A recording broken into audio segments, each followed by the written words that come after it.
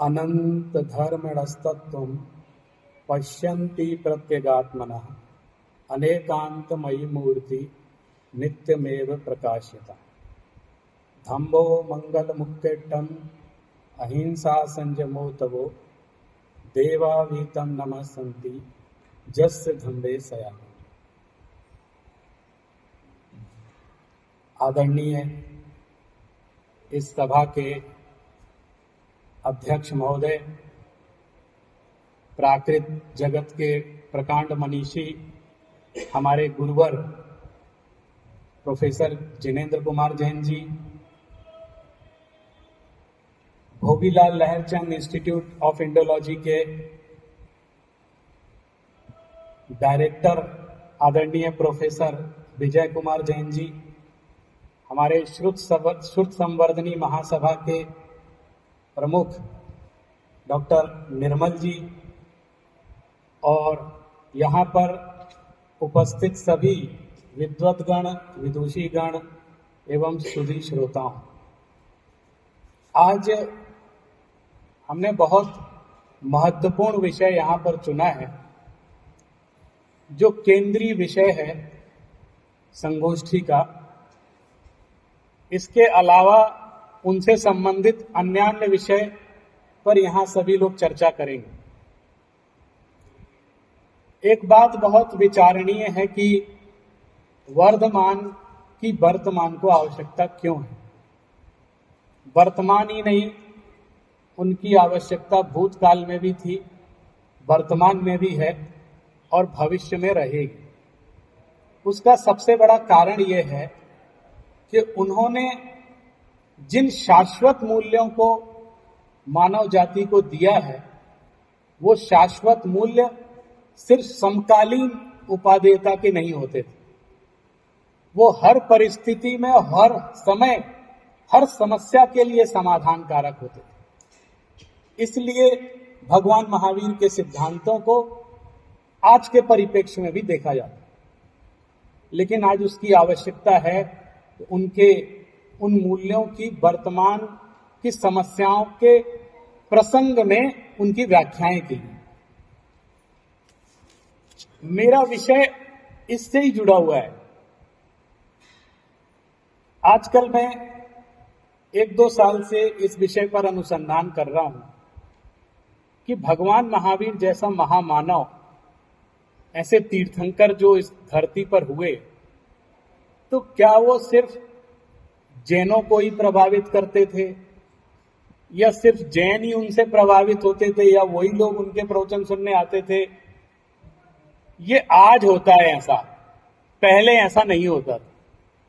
और जब वो उनका विहार होता था, उनका समूह शरण सब तरफ जाता था, तो उस समूह शरण में भी जो जीव आते थे वो तिर्यंच गति के जीव भी सुनने आते थे और हर धर्म और हर जाति का मनुष्य वहां सुनने आता था। इसलिए ये तो कहा ही नहीं जा सकता कि उनका प्रभाव किसी और पर नहीं पड़ा। लेकिन ये अनुसंधान का विषय है और चूंकि ये संगोष्ठी है, तो मैंने इस विषय को लिया कि भगवान महावीर का अन्य प्रचलित धर्मों पर क्या प्रभाव पड़ा।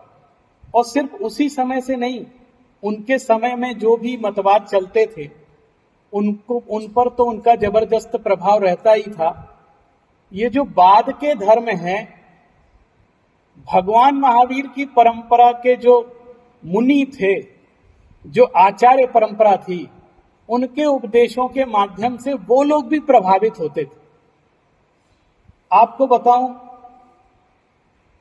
ये मैं नहीं कह रहा हूं, बल्कि मैंने एक सिख धर्म पर एक पुस्तक पढ़ी और उसमें पढ़ा तो उसमें लिखा था कि हमारे जो गुरु नानक देव साहब थे, वो जब भारत में विचरण कर रहे थे तो हर जगह जाकर लोगों से सीखते थे।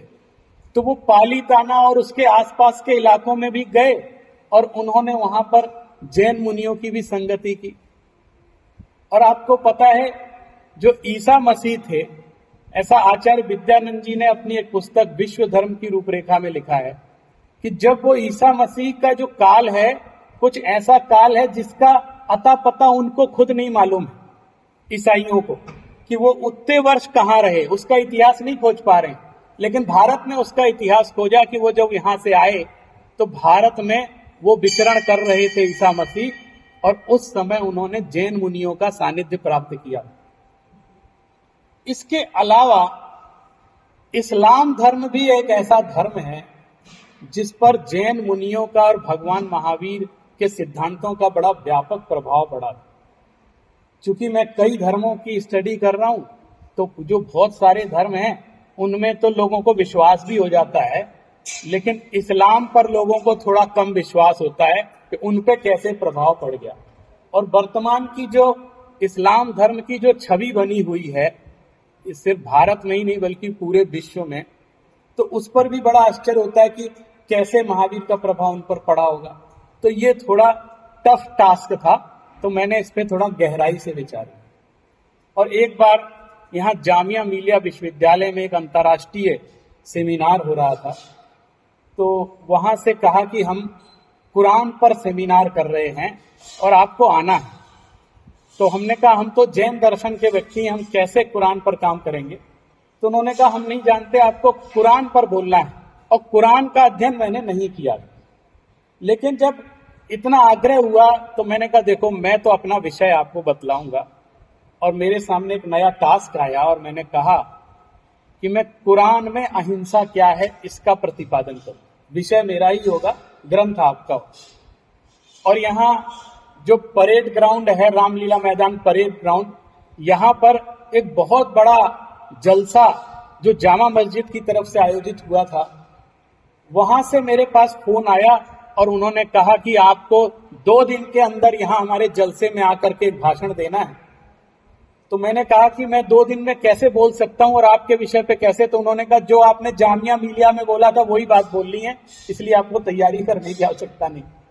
और मैंने वहां पर भी अहिंसा की बात बोली और मैंने ये कहा कि कुरान की आयतों में ये बातें आई हैं, आप इस बात पर।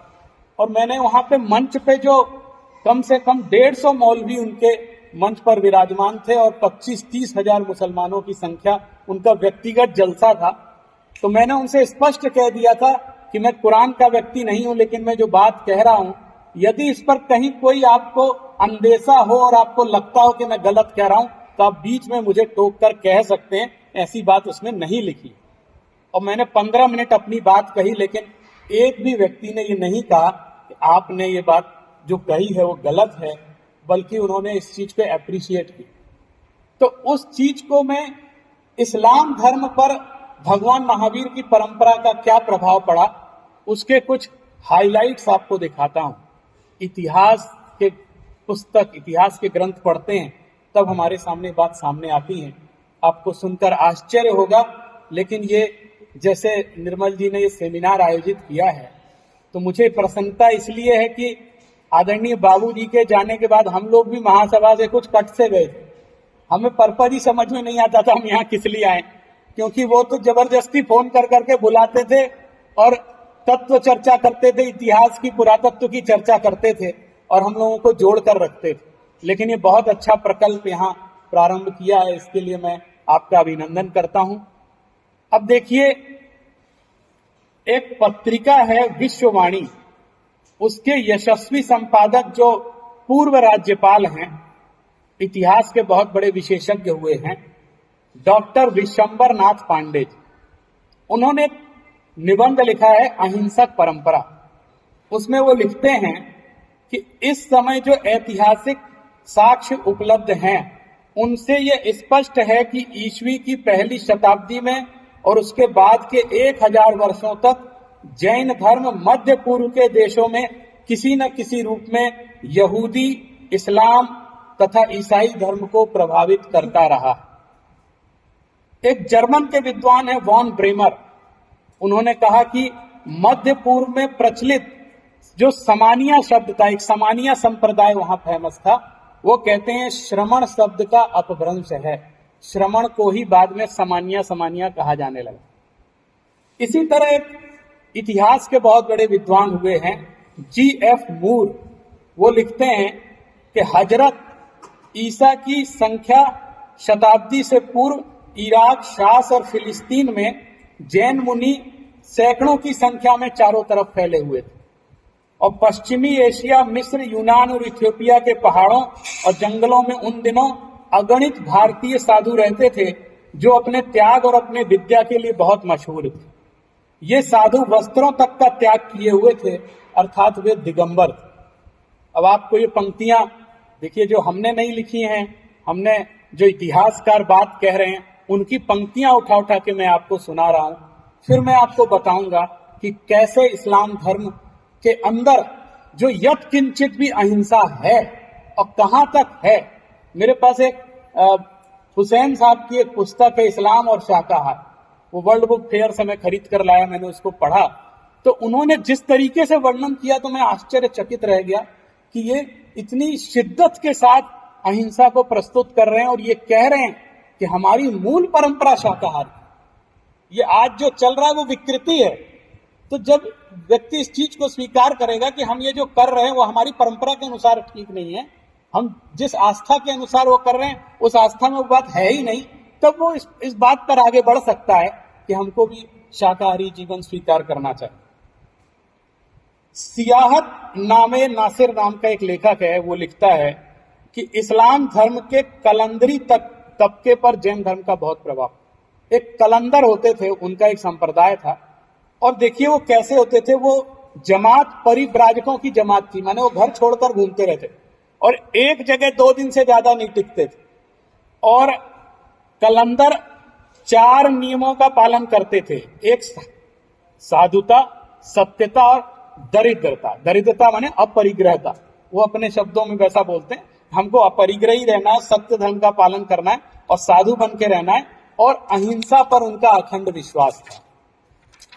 अब एक देखिए बगदाद, जिसको आज हम ये मानते हैं कि वो तो पूरा इस्लामिक कल्चर है वहां पर, लेकिन वहां पर भी जैन मुनियों का प्रभाव पहले रहा है।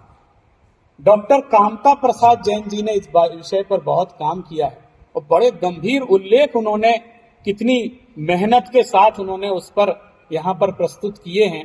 अगर आप उनके ग्रंथ पढ़ें, मुझे थोड़ा ये आश्चर्य होता है कि वर्तमान में भी जो हमारे विद्यार्थियों की परंपरा है या कई लोग इस तरह के ग्रंथ पढ़ते ही नहीं है, माने उसको बात ही नहीं पता चलती। वो लिखते हैं कि उन्होंने एक लिखा विदेशी संस्कृतियों में अहिंसा, इस विषय पर वो लिखते हैं कि मध्यकाल में जैन मुनियों का एक संघ बगदाद में जम गया था, जिसके सदस्यों ने वहां करुणा, दया और वैराग्य की गंगा बहा दी थी। सियाहत नामे नासिर के लेखक की मान्यता थी कि इस्लाम धर्म के कलंदर तबके पर जैन धर्म का बहुत प्रभाव पड़ा और वो प्राणों की बाजी लगा करके भी अहिंसा की रक्षा करते थे।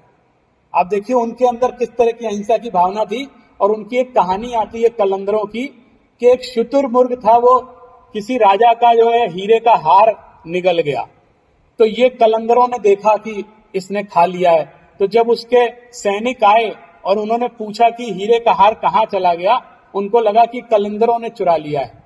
तो इन्होंने देखा था कि शुतुरमुर्ग निगल गया है, लेकिन इनको लगा कि ये शुतुरमुर्ग के साथ विश्वासघात हो जाएगा, यदि हम ऐसा कह देंगे तो ये इसकी जान ले लेंगे। तो उन्होंने उन सैनिकों की यातना को सह लिया, लेकिन उनमें से किसी ने ये नहीं बताया कि शुतुरमुर्ग तुम्हारा हार निगल गया। ये अहिंसा की भावना भगवान महावीर का प्रभाव नहीं है तो क्या? जिस अहिंसा का प्रतिपादन भगवान महावीर ने कहा। एक और बात वो कहते हैं कि अलविया फिरके के लोग हजरत अली की औलाद से थे,